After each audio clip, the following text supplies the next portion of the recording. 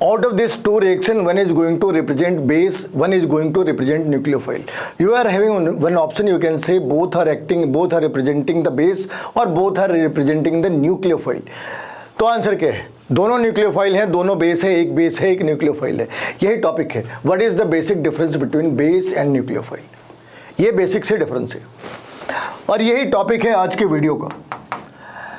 तो यहाँ पे एक्चुअली हो क्या रहा, इसके लोन पेयर ने हाइड्रोजन के ऊपर अटैक करा. कौन से हाइड्रोजन को अटैक करा? एसिडिक हाइड्रोजन को. एसिडिक हाइड्रोजन को अटैक करा, जनरेट क्या करा? जनरेट करा NH4 positive plus OH negative. Okay, इस वाली केस में क्या हुआ? इस वाली केस में OH ने C पॉजिटिव के ऊपर अटैक करा. ठीक है, चलो ये तो बढ़िया बात है, मगर इसमें न्यूक्लियोफाइल कौन से है और बेस कौन से? क्योंकि स्टार्ट तो सवाल यहां से ही कर रहा था, इनमें बेस कौन से है, न्यूक्लियोफाइल कौन से है? आंसर है ये बेस है और ये न्यूक्लियोफाइल है. कैसे डिफरेंशिएट करो? कैसे डिफरेंशिएट करो? एक लॉजिक है, all bases are nucleophile but all nucleophiles are not base.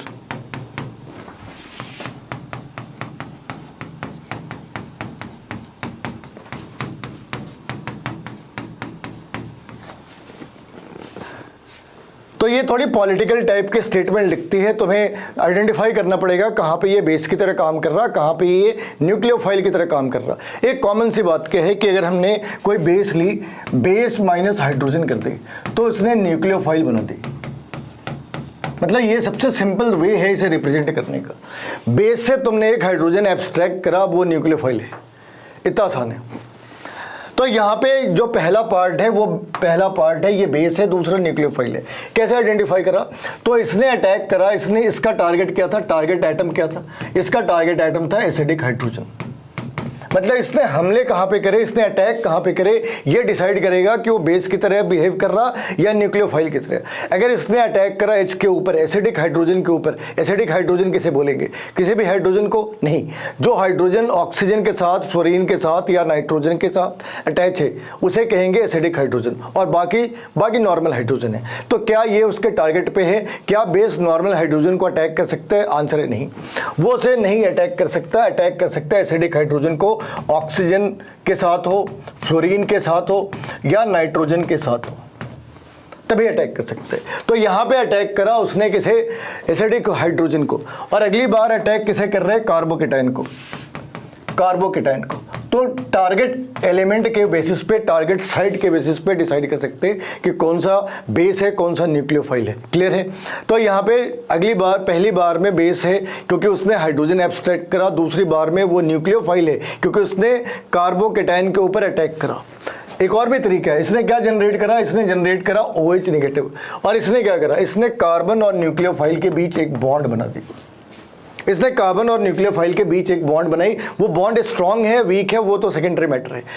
जो बेस है वो एक स्ट्रॉन्गर बॉन्ड बना रहा. किसके कॉम्परेटिवली? न्यूक्लियोफाइल के कॉम्परेटिवली. ये कॉम्परेटिव वर्ड है. इसका ये मतलब नहीं होता कि न्यूक्लियोफाइल और कार्बन के बीच सारे बॉन्ड वीक होते हैं.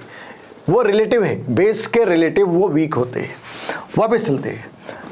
तो एक बार ये देखें कि भाई यहाँ पे क्या डिफरेंसेस है. तो ये इनकी बेसिक डिफरेंस है. ये इनकी बेसिक डिफरेंस है. Base is a compound that releases OH negative. जो एग्जांपल लिखा था उसके अंदर OH नेगेटिव डोनेट करी, OH नेगेटिव के ऊपर अटैक, मतलब H के ऊपर अटैक करा और OH नेगेटिव उसने जनरेट कर दी. लेकिन न्यूक्लियोफाइल ने कार्बोकेटाइन के ऊपर अटैक करा. जो सेकेंड पार्ट है, ये एसिडिक प्रोटॉन को अटैक कर रहा, जबकि ये एक ऑर्गेनिक रिएक्शन को इनिशिएट कर रहा है. क्यों इनिशिएट कर रहा? इसने इलेक्ट्रोफाइल के ऊपर अटैक करा. Carbon having positive charge is carbocation and carbocation is considered as electrophile. एक और भी चीज है, इसने क्या करना है? इसने क्या करना है? एक बॉन्ड बनाना है. किसके साथ? हाइड्रोजन के साथ. Bond formation. और इसका काम बॉन्ड फॉर्मेशन से ज्यादा to increase the rate of reaction है. Increase the rate of reaction. अगर न्यूक्लियोफाइल जनरेट हो गए तो उसने रेट ऑफ रिएक्शन को प्रोपोर्शनली या कह सकते हैं बेस के कॉम्परेटिवली काफ़ी ज़्यादा इंक्रीज कर जाते हैं। और जो ग्राफ है, काइनेटिक ग्राफ है, वो इस बात को बड़े आसानी से डिफ्रेंशिएट कर सकते हैं कि ये न्यूक्लियोफाइल के ग्राफ है या बेस के ग्राफ है।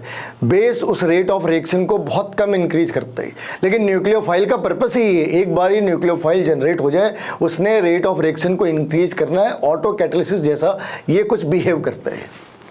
लेकिन ये कैटलिस्ट नहीं है, क्योंकि ऑब्वियस सी बात है एंड ऑफ द रिएक्शन पे ये रीजनरेट नहीं हो रहा, तो ये नहीं कह सकते कि ऑटो कैटलिस्ट है, ये कह सकते ये उसकी तरीके से बिहेव करता है।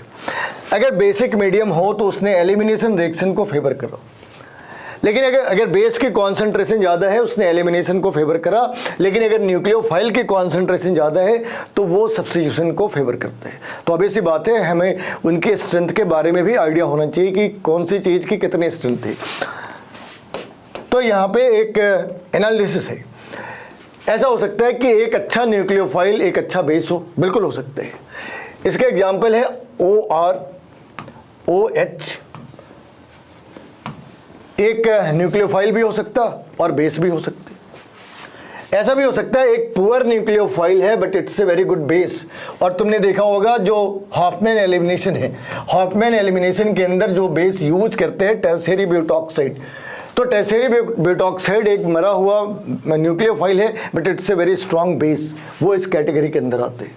एक अच्छा न्यूक्लियोफाइल है मगर बेकार सा बेस है, तो आयोडीन इसके लिए एक बहुत ही बढ़िया एग्जाम्पल है कि एक बहुत ही बढ़िया न्यूक्लियोफाइल है, साइज ज़्यादा है तो बहुत ही आसानी से स्टेरिक हिंड्रेंस के कारण वो वहाँ से बाहर आ सकते हैं। लेकिन ये एक पुअर बेस है, ये एक पुअर बेस है और एक बढ़िया सा न्यूक्लियोफाइल है।